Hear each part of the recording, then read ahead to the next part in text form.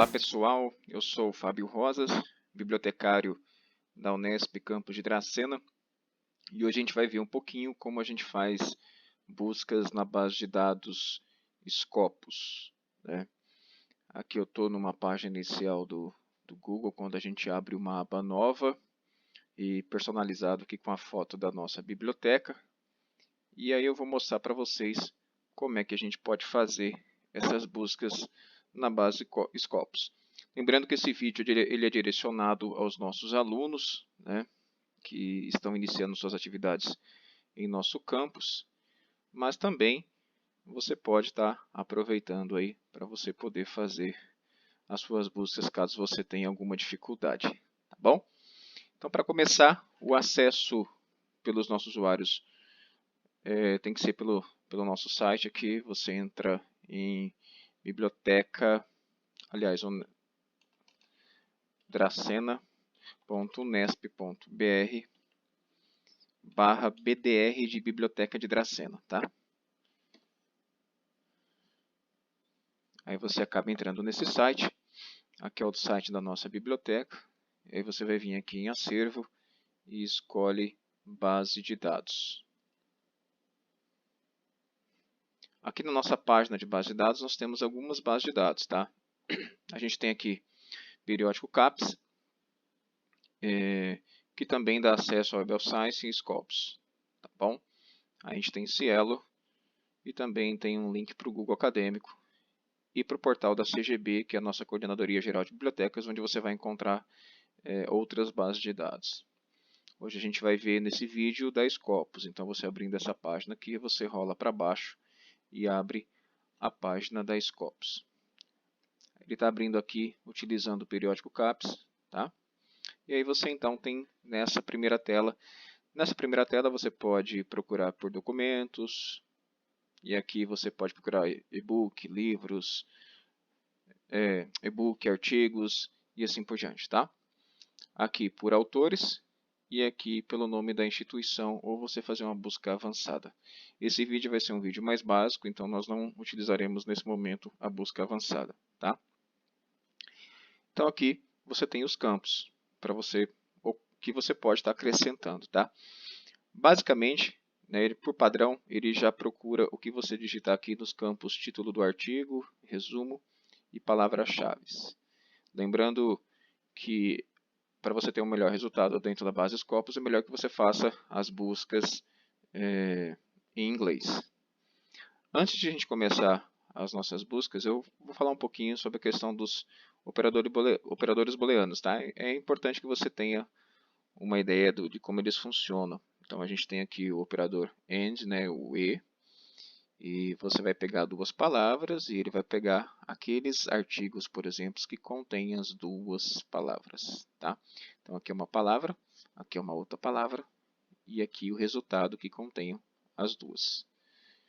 Já o operador OR, ele vai trazer tudo de uma palavra e tudo de outra palavra. Então, uma palavra ou outra, tanto faz, né? Geralmente a gente utiliza isso aqui para sinônimos, tá? Sinônimos ou palavras que remetem à mesma coisa, né? Então você tem, por exemplo, o nome de um animal, né? Ou de uma planta e o nome científico dessa planta, por exemplo, tá? Então a gente acaba colocando o nome dessa planta ou o nome científico dela para poder trazer os dois resultados. E o NOT é quando eu quero um conteúdo, mas eu não quero nada que contém essa palavra. Então ele vai trazer esse conteúdo e aquele conteúdo que ele não quer, né, que não quero que tenha essa palavra, ele tira, tá bom? É assim que funciona os operadores booleanos. Eles estão presentes em todas as bases de dados. O que acontece é que a forma com que eles estão podem aparecer nessas bases que é um pouquinho diferente, mas de pano de fundo eles estão presentes em todas. Então a gente vai voltar aqui para Scopus e aqui eu vou fazer uma pesquisa básica aqui. Então eu vou procurar, por exemplo, por abelha. E aí eu coloco a abelha aqui, por exemplo, bee, né? E faço uma busca.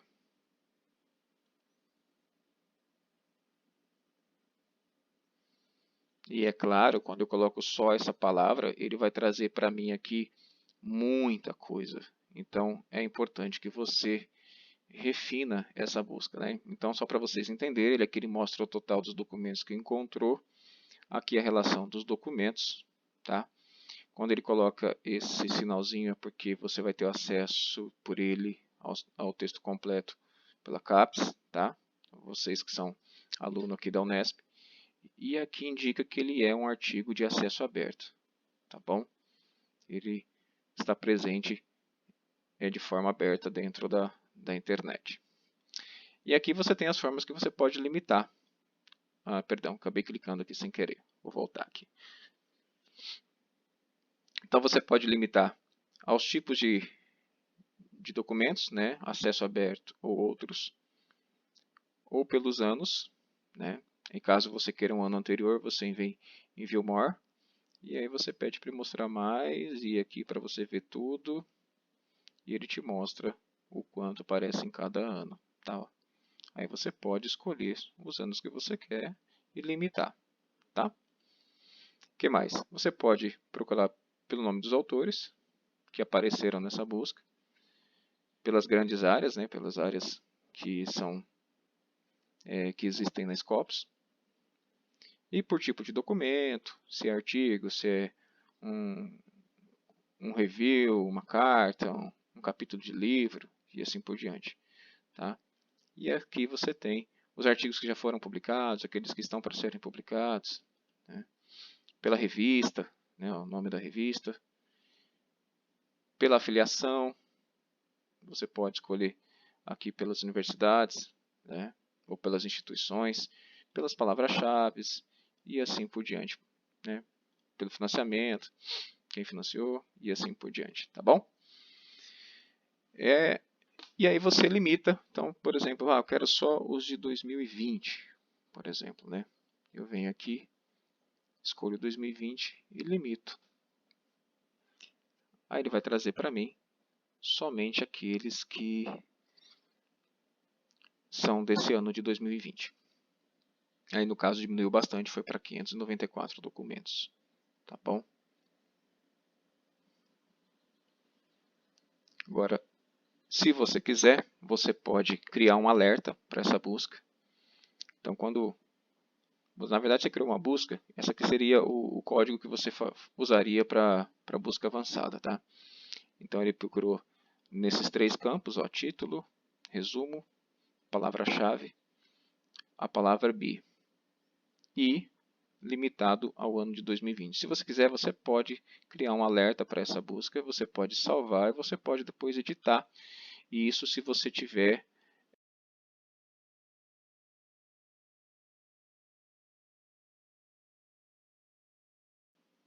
logado, tá? Você tem que logar aqui para você poder ter acesso. Eu vou voltar aqui para aquele outro resultado que a gente estava, de 58 mil. E eu posso refinar também de uma outra forma. Eu posso voltar aqui, ó, na busca.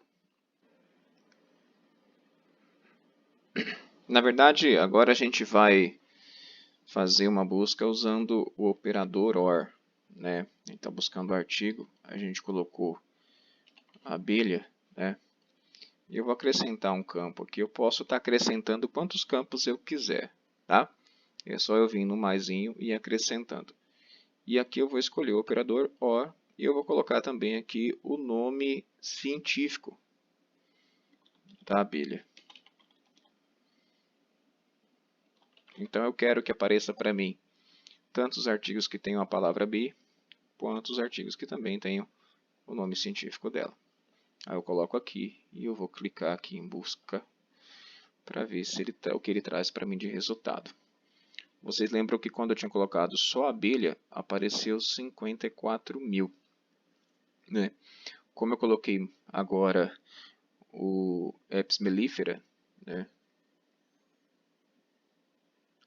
Aumentou um pouquinho para 61.584 resultados. Né? Então, é aqui a forma de a gente estar utilizando o OR. Ok? Quando eu clico aqui, eu volto para a minha página inicial de busca. Todas as buscas que eu estou fazendo está ficando um histórico, né? Um histórico das minhas buscas. Esses históricos eu posso combinar. Aqui está aparecendo 1, 2 e 4 porque eu acabei excluindo o terceiro, tá? Mas como é que eu faço para combinar? Vamos supor que eu quero combinar essa limitação, porque aqui eu não limitei, tá vendo? Essa foi aquela busca que a gente fez limitando para 2020, mas aqui eu não limitei. Então, como é que eu faço para eu combinar o 2 com o 4, sendo que eu já fiz essas duas, né? Então, aqui ele me fala, ele me dá um exemplo. Ó. Eu coloco aqui o sinal do joguinho da velha 1, ou uso o operador AND,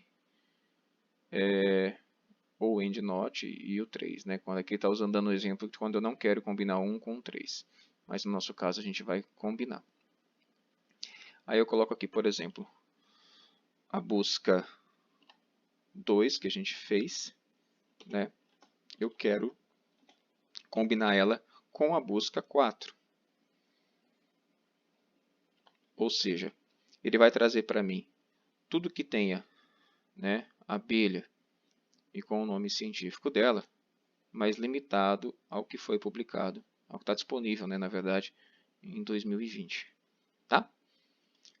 Então eu venho e clico aqui na lupinha e ele busca para mim. E ele trouxe 594 documentos. Tá bom? E aí você, que é aluno e quiser ter acesso a esse documento, se você clicar aqui, ele vai trazer para você as informações desse documento, né? Os metadados dele, títulos, os autores, as afiliações, o resumo, aqui alguns tópicos que o Sarval traz sobre o artigo e mais informações aqui embaixo, como o DOI, né, o código de PubMed dele, o ISSN da revista e as referências que foram citadas nesse artigo. Para você ter acesso ao texto completo, você clica aqui na palavrinha CAPS, tá bom? Clicou aqui, aí ele vai carregar.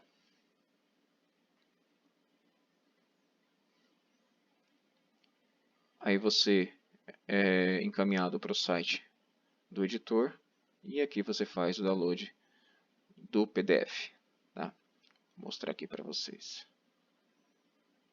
E aí você tem acesso ao texto completo. Ok? Bem facinho.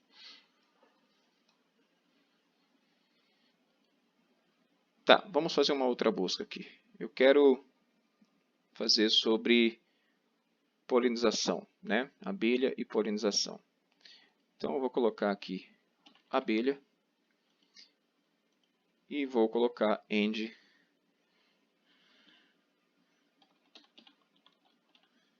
Opa, faltou um Pzinho aqui. Isso, pollination. Beleza, coloquei essas duas, ele vai me trazer para mim tudo que tem de abelha junto com essa palavra. Aí eu tenho aqui 6.000 documentos. Lembrando que aqui, desculpem, tá, gente, a tosse, mas é que eu não estou muito bem de saúde nesses últimos dias. Vamos lá. E ele trouxe para mim aqui 6.000 e poucos documentos que tenham essas duas palavras, tá? Eu também posso fazer o seguinte, eu posso voltar aqui se eu quiser. Eu sempre estou fazendo voltar aqui, você pode editar lá direto, tá? Mas para você ver, ficar bem marcado para você como é que você faz a busca aqui. Eu vou colocar não, tá? Eu não quero nada de polinização. Então eu quero que tenha a palavra be, mas eu não quero nada que tenha essa outra palavra. Então eu uso o AND NOT. E peço para ele buscar para mim.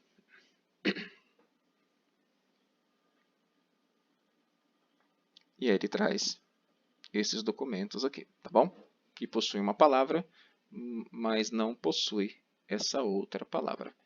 E assim que você faz as buscas em documentos da Scopus. Se você tem o Zotero, é muito bacana isso, tá? Você pode exportar. Ele coloca aqui no máximo até 200, se eu não me engano. Deixa eu ver isso. É isso mesmo. Ó. No máximo até 200 resultados por página. Então, sei lá, vamos deixar essas 20 aqui mesmo, mas se você quiser, você pode colocar 200. Vamos supor que eu queira levar essa página aqui, né? Eu queira exportar ela para o meu Zotero. Como que eu faço? Ou para outra qualquer ferramenta de gerenciamento de referência, tá? E aí você vai vir, se seleciona todos e você clica em exportar. Tá vendo? Você pode exportar para o Mendeley, que é a ferramenta da Elsevier.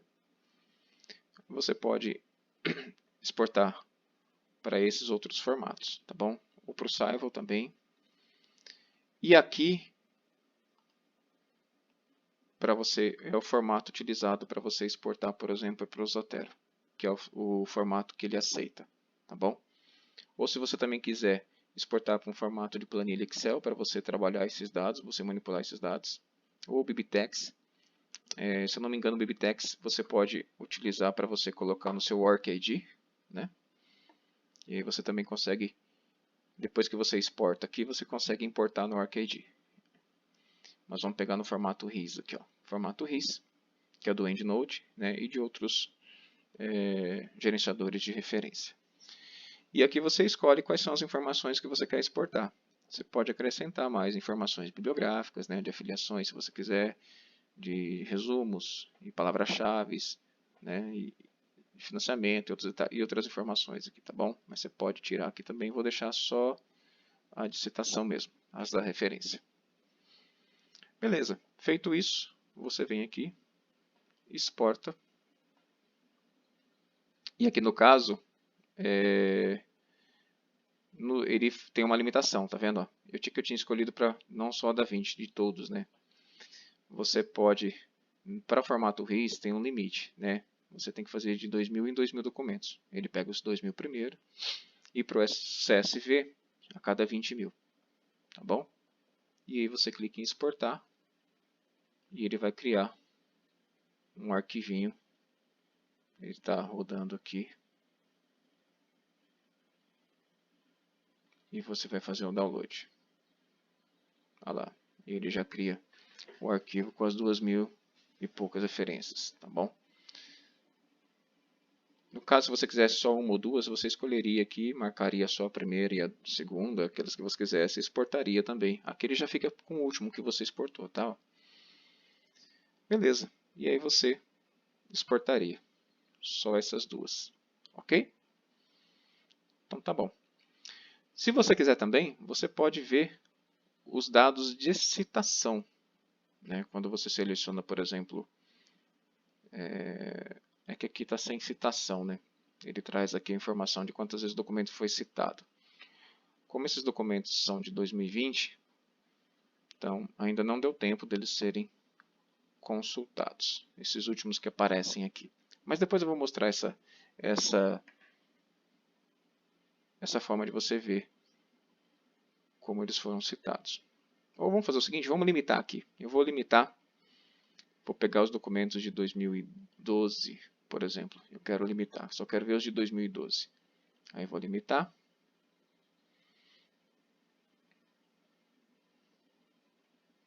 Isso. E aí eu vou selecionar os que eu quero. E quero ver um relatório das citações deles. Esse aqui foi citado 10 vezes, tá vendo?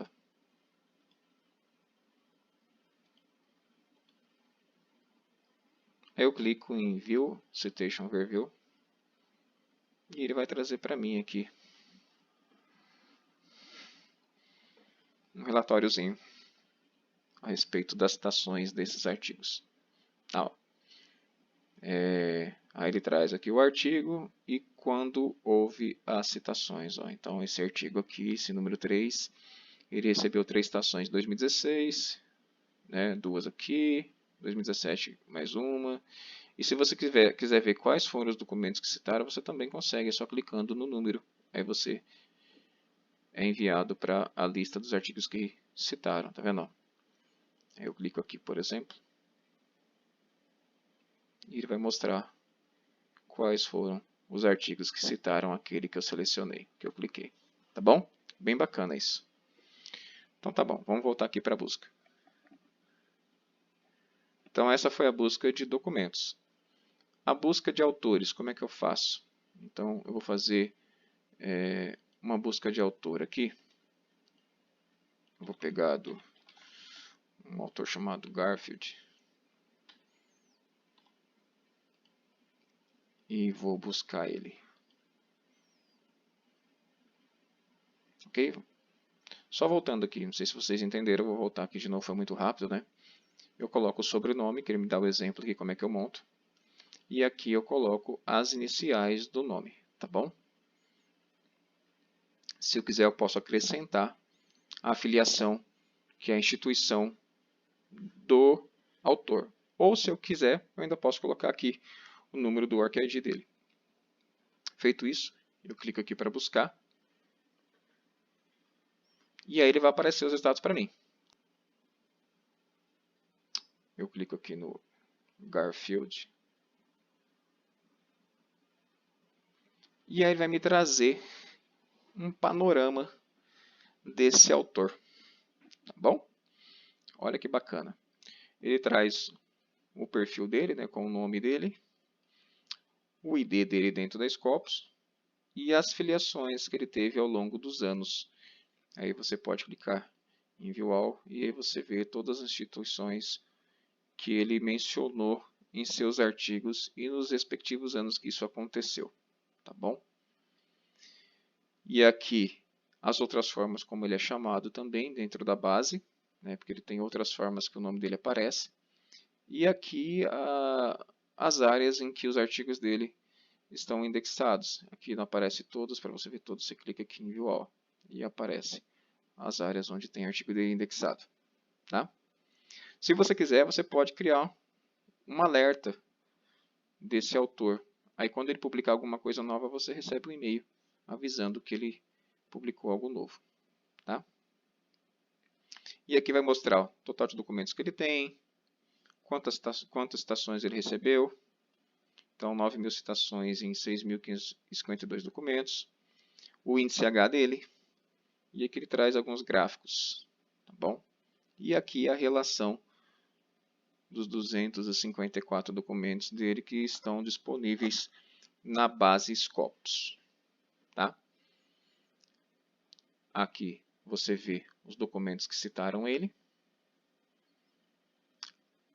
Quem escreveu com ele, os 86 coautores. E aqui, por ordem de quem mais publicou com ele, tá vendo? E os tópicos que ele vem publicando, tá bom? Ok. E é assim que você faz, então, a busca de um autor, tá?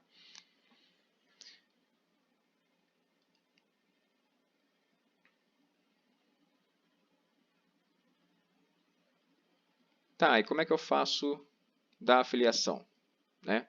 Então, eu venho aqui em afiliação, eu quero buscar, por exemplo, artigos que foram publicados, por exemplo, pela Unesp.